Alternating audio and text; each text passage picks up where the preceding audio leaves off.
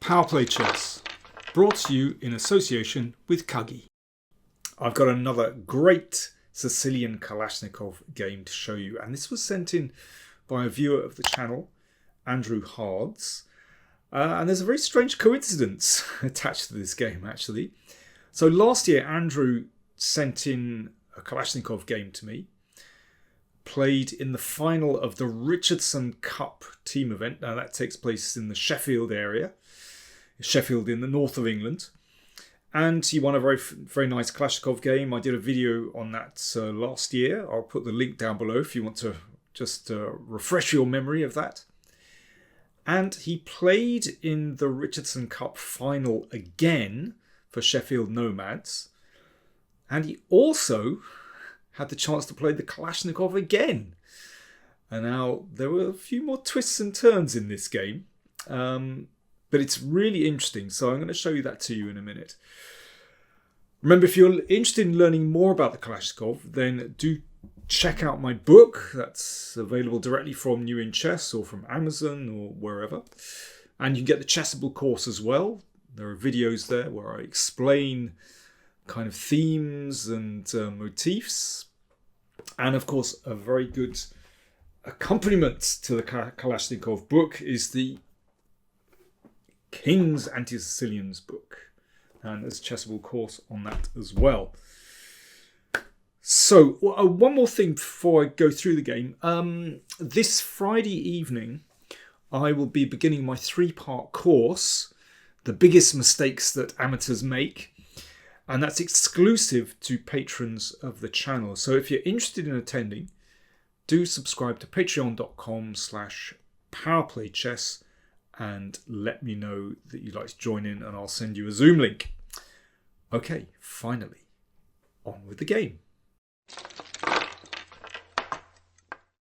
Playing white in this game, Ben Findlay, who's playing for Saska. I'm not quite sure what Saska stands for, but as I understand it, they're a team made up mainly of juniors.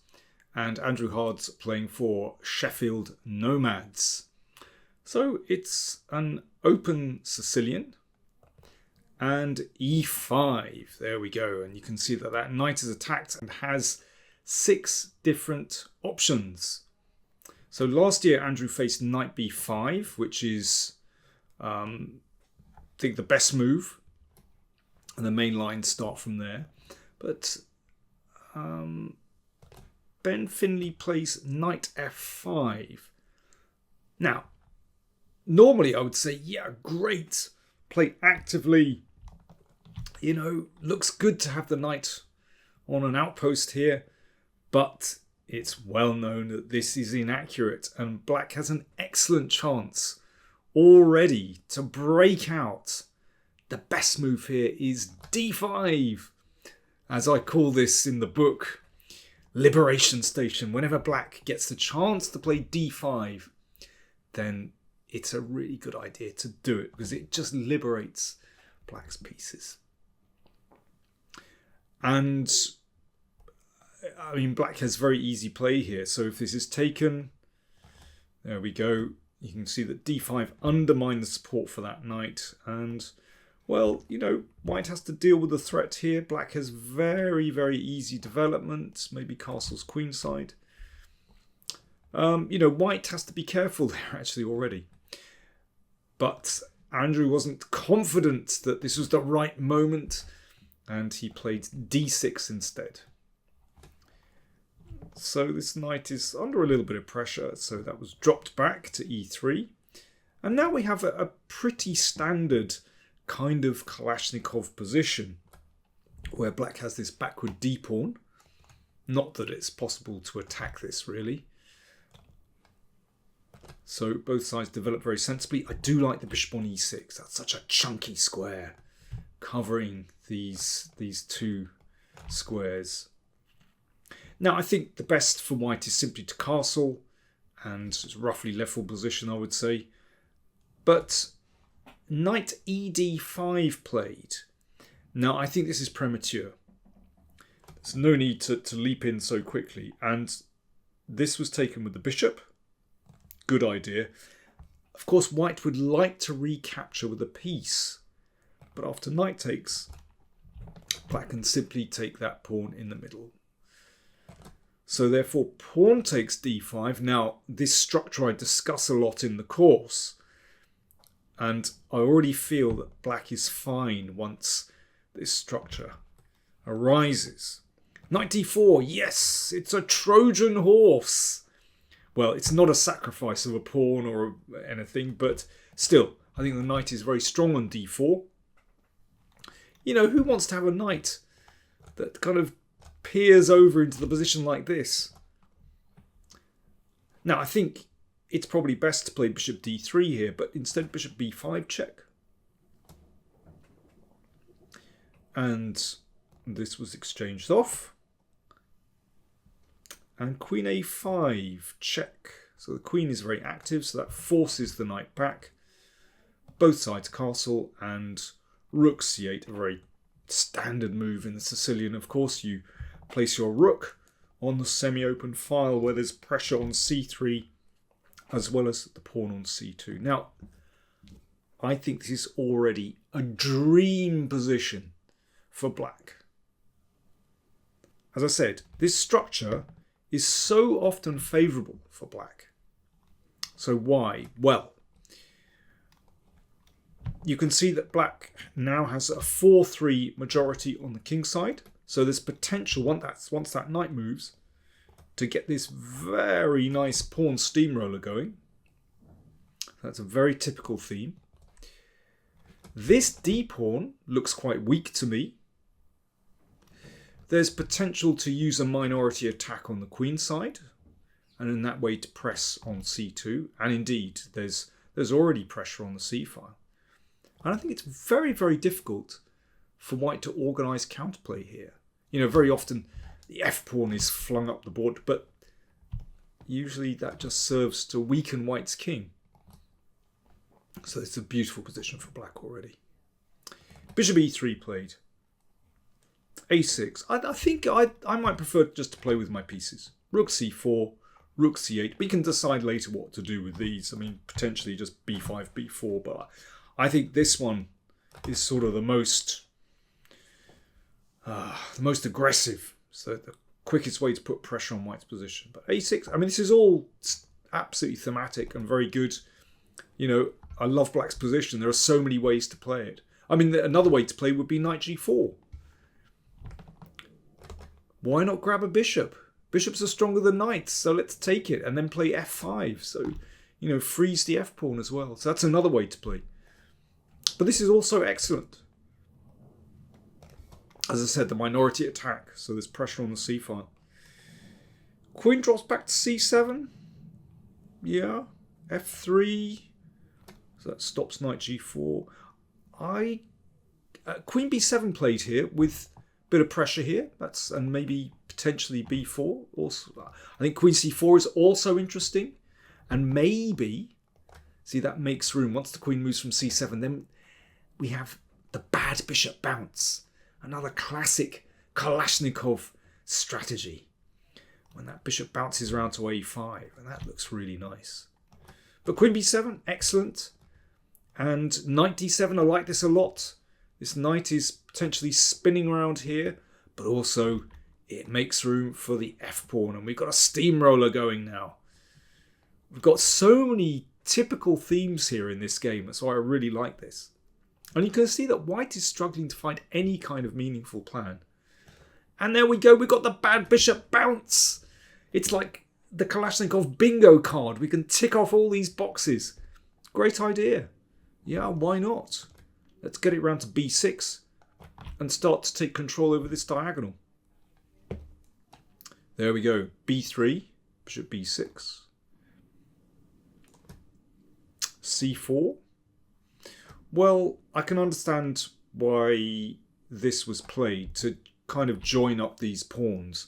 Otherwise, you know, it's an easy task to double on the c-file. At some point, I think c4 is going to have to be played. So an exchange on e3. An exchange on c4. But now look, that is a backward pawn. That's a potentially weak pawn. So Andrew decides to just direct all his forces against his c-pawn.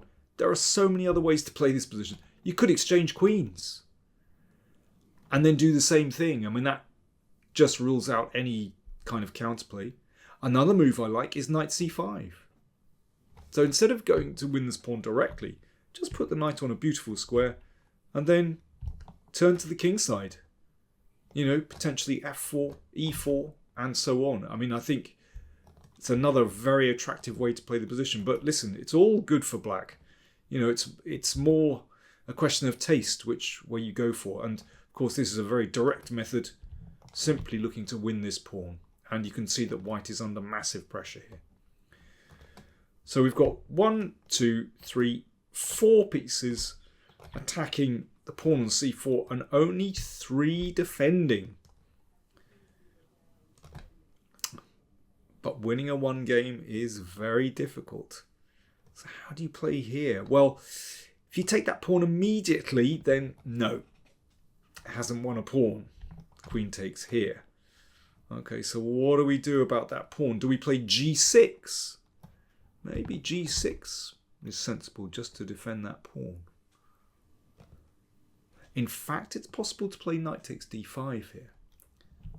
So taking advantage of the pin. After this, it could get a little bit messy. But here's the point. Knight e3 hits those two, so white has to play queen e6, and then black forces the queens off and can take on c4. That looks like a pretty safe extra pawn to me, particularly with the king able to support that centre. So I think that's probably the best way to go. Grab the pawn immediately. But Andrew played queen d7. Also looks very sensible. Just defending the pawn, and he's got something else in mind. So knight g3 played. g6 supporting the f-pawn. Knight f1. That's his idea. Queen a4. So he's attacking the pawn from a different angle. He's also looking at this one. And he's perhaps looking at that rook as well. Could be some nice tactics. Knight d2. Now, Andrew said afterwards, some of his teammates were saying to him, why didn't you take the pawn on d5? So that's using the pin. But he had spotted that white could play knight b3. Yeah, so that blocks the queen. Of course, if the rook retreats, then there's a problem here. So in fact, yeah, this was actually good for white, because if knight f4, knight takes c5, you can see that attacks the queen. So it would have been a big mistake to take the pawn.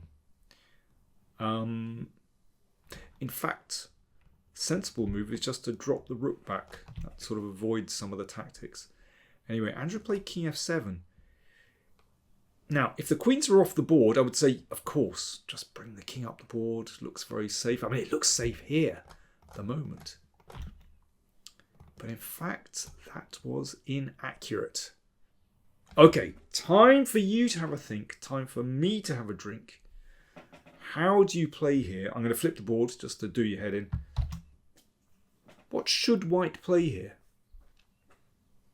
What should white play in this position? Now, it looks unpleasant. Golly, when I switch it around and look from white's viewpoint, all these pieces look really passively placed, tied to defending that pawn. I would hate to play this position. However, there's a chance. Cheers. White to play.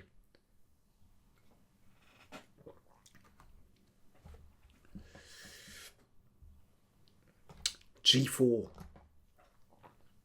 That would have set the cat amongst the pigeons. Black's pieces are clustered around the queen side, but white has the chance to open up the king side, and then the queen's in Siberia. Well, it's in North Yorkshire anyway. Yeah, what can black do? So the threat to play pawn takes pawn. If pawn takes, here's the point, knight e4. And from nowhere, white is in, and that king looking really vulnerable. And if knight takes, then knight b3, and again, this is unbelievably tricky. Black might be okay here in this endgame, actually with pretty decent compensation, but I mean, black is definitely not better there. So g4 would have been a very strong move. Oh yeah, what about king f6? Just trying to protect the f-pawn, but then here, let's pop the king in the corner. Okay, the queen comes back. Queen e3 with queen h6 and rook g1 coming. These pieces just look way offside. So yeah, g4 would have been a good move. Okay, let me flip it back. So rook c3 played instead. So white's just defending passively. Knight d7 played. Trying to get to c5. Well, again, g4 is a very powerful move. But white missed the chance. Rook b1, rook c7, and now with the knight getting to c5, g4 would be too late. And this turns out very well for black because the queen infiltrates. I mean, I think it's already quite difficult. I do like this plan of just sticking the knight on c5, actually. Anyway, rook b4, not great, because now the queen infiltrates. The knight is on a fantastic spot. Now, of course, when you've got an active queen, don't exchange it off. Queen a1, good decision. Maintaining activity, and that queen is an absolute pain to deal with. It hits so many different things, even looking down there as well. Knight b1, that's an attempt to, well, if not trap the queen, at least keep it out of play, but no. Rook e8, good move. Looking to break with e4, and that really will get through to the king. Rook back, check. Queen is let out. But, I mean, now if the king goes back, e4 and black breaks through. It's interesting how things have completely shifted around again. You can see this rook is really poorly placed. And black is just going to break through here. It looks disastrous. But after queen d4, queen e3 played. And that's immediately decisive. Sorry, let's just go back and point that out. Check. And attacks the rook. So a simple knight fork. Exchange, well, exchange of knight for rook. So black is the exchange up. And rook takes c4, so complete collapse. And here Ben resigned. Yep, looks pretty convincing. There's a check there. This pawn is loose, this pawn is loose, and the king can be protected by the rook if there's a stray check at any point. Well, I thought that was a really interesting game because there were so many typical Kalashnikov themes. You know, once we got to this position, we've got the potential for the steamroller, and indeed we got the steamroller later on here. We had, what else have we got? Well, we got the minority attack, and we had the bad bishop bounce as well with bishop d8. Oh, and listen, I forgot earlier, the Trojan horse with knight d4. So all these ideas, so typical. You know, you see them time and again in the Kalashnikov. Congratulations to Andrew Hartz for winning again in the final of the Richardson Cup. And, well, I wish you continued success with the Kalashnikov. I won't let anyone know that you're playing it. Good luck.